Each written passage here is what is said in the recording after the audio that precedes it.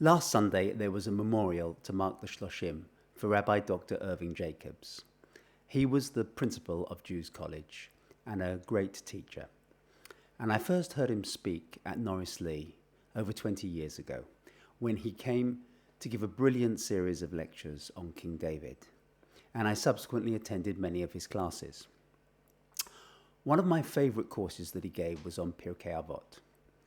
And when you read Pirkei Avot casually, it seems like a series of simple epigrams.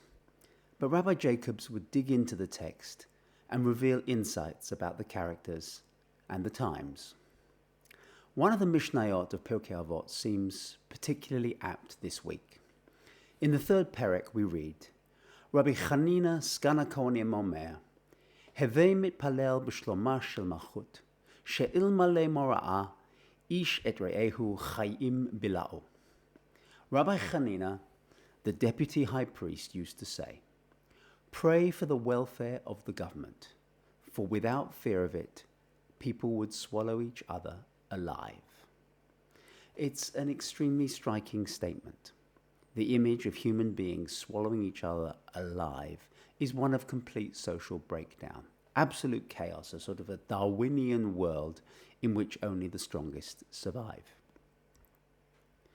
And that statement of the Mishnah came to mind when we saw the events in Washington last week, when men and women who'd lost all faith in the institutions of government, goaded on by the president himself, invaded the Capitol in an attempt to overturn an election. We constantly make assumptions about the stability of our world, the robustness of the planet, our conquest of infection and disease, and the triumph of democracy. But all of these things are fragile. All of these things can fail. We remake our society every generation. And if the government loses its legitimacy, then a society can collapse extremely quickly. Rabbi Jacobs used to ask, who was Rabbi Khanina Sgan HaKohanim? Well, he was a very important scholar of the 1st century CE.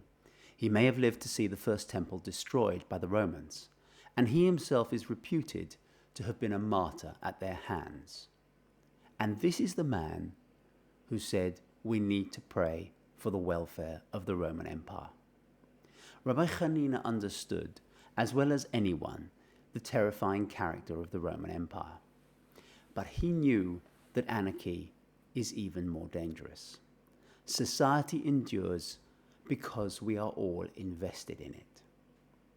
This week, there was an extraordinary online speech by Arnold Schwarzenegger, who drew on his childhood in Austria and likened the events he had witnessed to those of Kristallnacht in 1938, when Jewish homes and shops all over Germany were destroyed.